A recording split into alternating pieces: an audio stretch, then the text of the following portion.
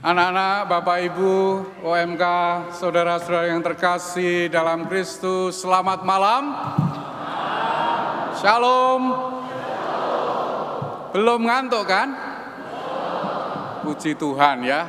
Malam ini malam yang istimewa, biasanya jam 9 orang sudah mulai ngantuk, sudah mulai tidur.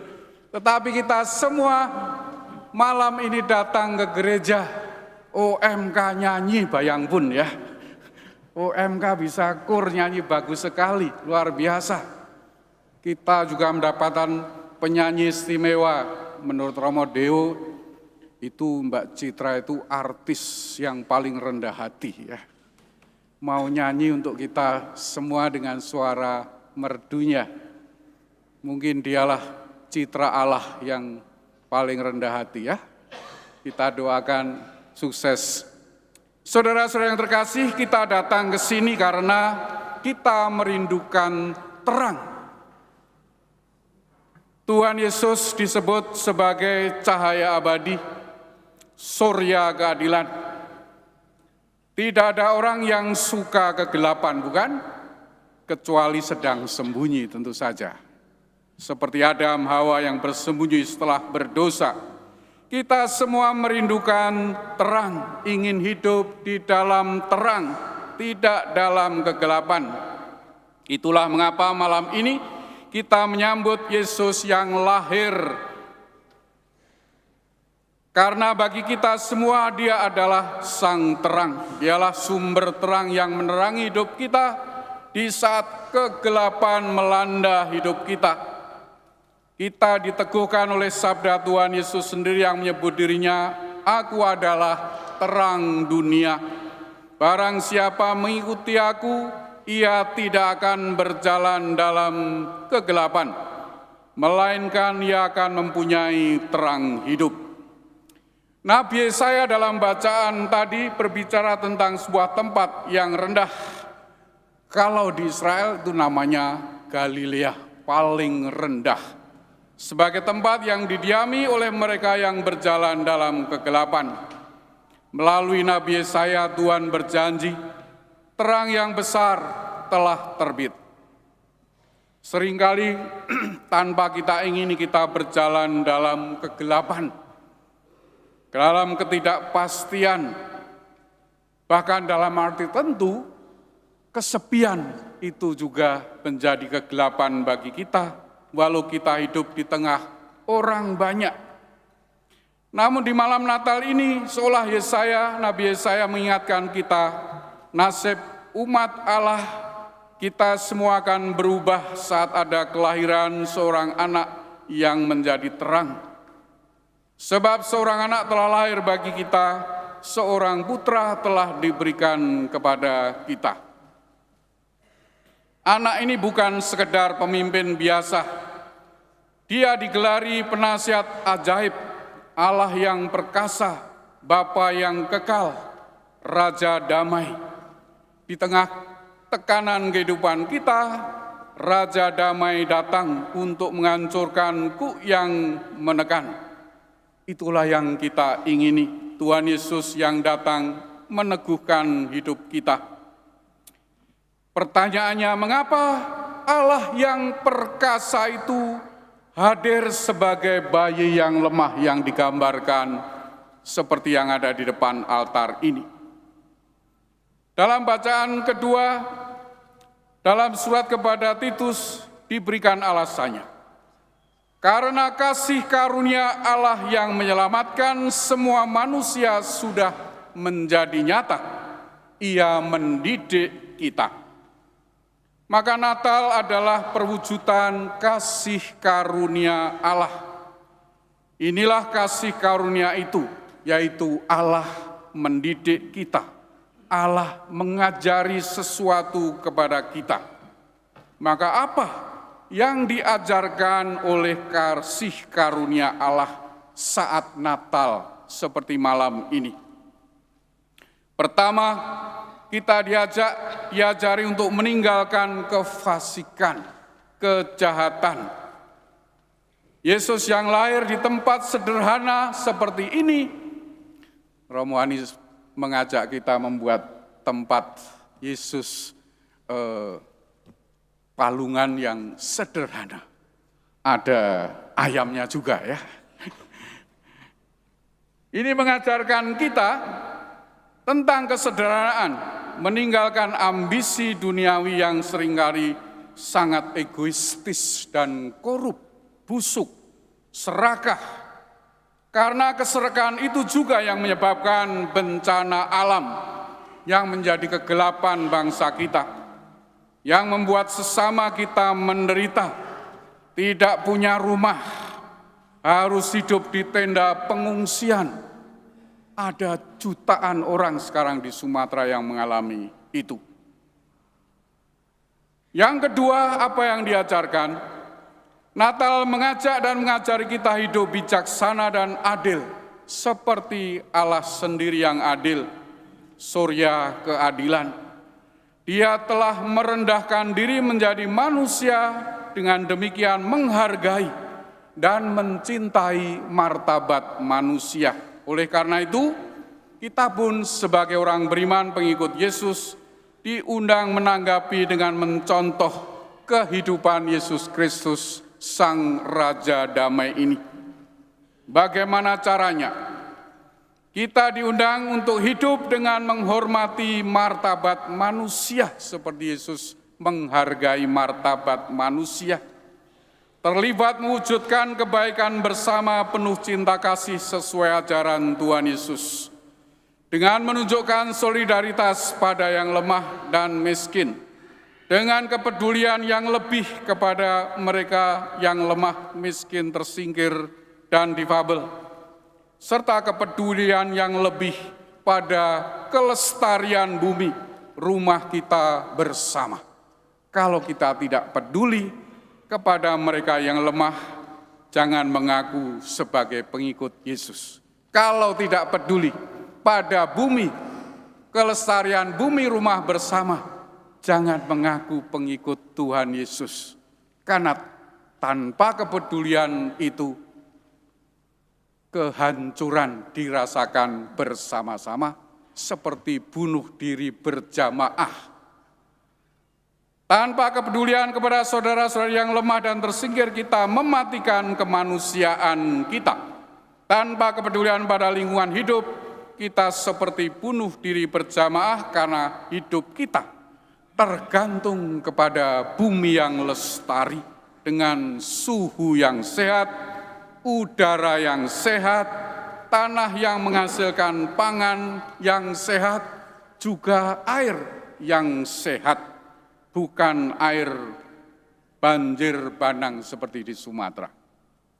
Kalau bumi dirusak, semua ditanami kelapa sawit, hasilnya banjir, korbannya ribuan yang wafat, banyak yang sakit dan lapar, banyak yang kehilangan rumah, dan yang seringkali paling menderita adalah para perempuan. Anak-anak kecil yang tidak bisa melarikan diri. Menerima Immanuel, Yesus Kristus di malam Natal berarti kita menerima panggilan untuk hidup sesuai dengan ajaran Tuhan Yesus Kristus yang diteruskan oleh gereja, yang menjadi ajaran gereja, serta etika berbangsa dan bernegara sebagaimana digariskan dalam Pancasila. Sesungguhnya kita tidak bisa merayakan kehadiran Raja Damai jika kita tidak berusaha untuk hidup benar dan berbuat baik, seperti yang juga disampaikan Paulus kepada Titus dalam bacaan kedua. Injil Lukas menunjukkan bagaimana terang dan anugerah Tuhan itu dimaklumkan. Kabar baik dimaklumkan kepada para gembala yang zaman itu orang-orang paling sederhana, paling terabaikan. Malaikat memberi tanda yang paling sederhana. Seorang bayi dibungkus dengan lampin dan terbaring di dalam palungan. Orang Katolik suka menggambarkan seperti ini. Saudara-saudara terkasih, Bapak Ibu, anak-anak UMK, Bethlehem berarti rumah roti. Juru selamat kita lahir di rumah roti. Dan tanda kehadirannya adalah kerendahan hati, kesederhanaan, palungan, tempat makan, bukan restoran ya, tempat makan hewan, menger. Inilah yang kita alami dalam Ekaristi. Ekaristi adalah tanda kita, tanda yang menyelamatkan atau sakramen. Kristus Sang Raja Damai dan Juru Selamat hadir di antara kita dalam tanda yang sederhana, yaitu roti yang membuat kita mampu hidup benar dan baik atau hidup kudus, kuat menjalankan ajaran Kristus dan gerejanya, walaupun seringkali sulit ya. Kita semua adalah gembala-gembala zaman modern juga.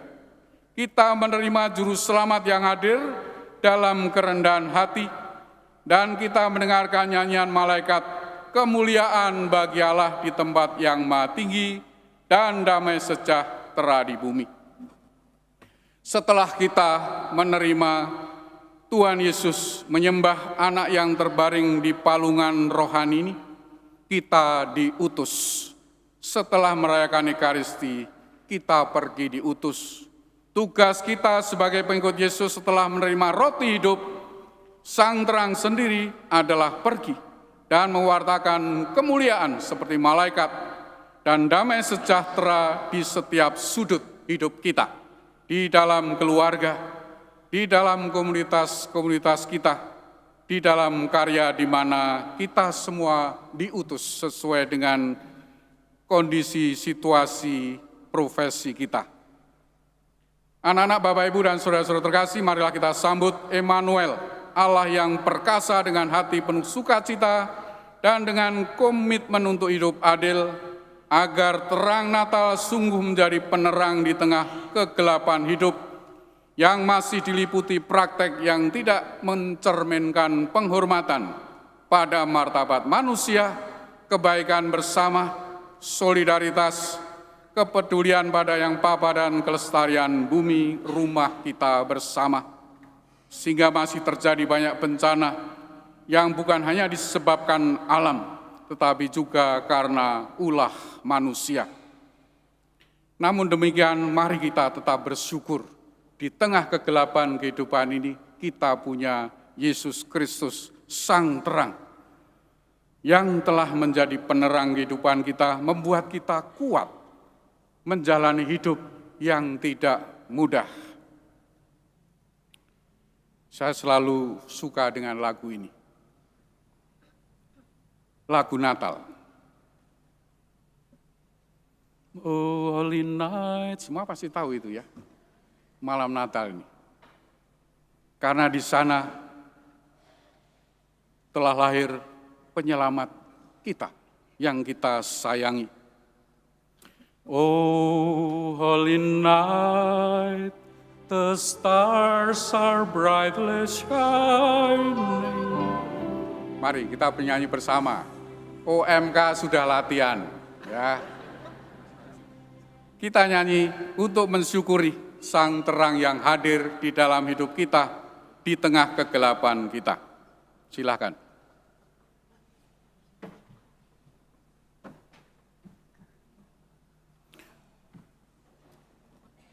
Oh, holy night, the stars are brightly shining. It is the night of our dear Savior's birth.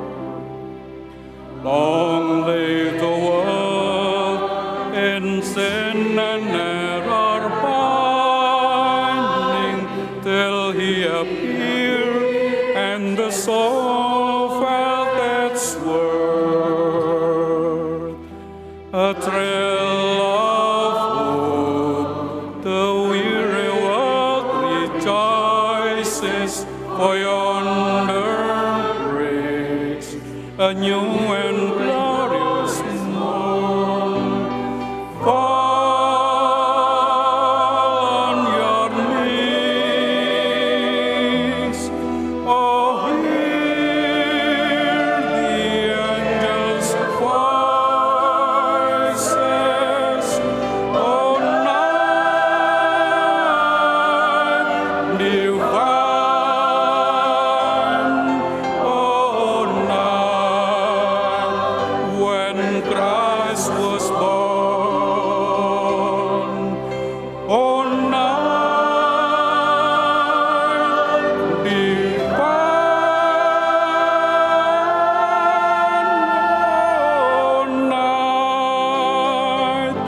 oh night divine.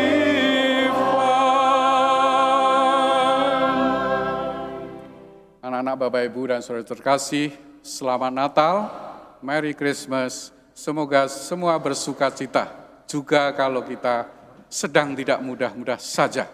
Karena Tuhan sudah memberi contoh kepada kita, hidup tidak mudah, berkorban sampai di tempat palungan semacam ini. Sebagian orang mengatakan kita seharusnya malu, karena Tuhan sampai sebegitu sayang kepada kita semua. Puji Dia yang setia memberikan kasih cinta pada kita ciptaannya. Dialah Tuhan kita, Allah Bapa Maha Cinta, yang sudi memberi Roh Kudus dan Yesus kepada kita. Puji Dia yang setia memberikan kasih cinta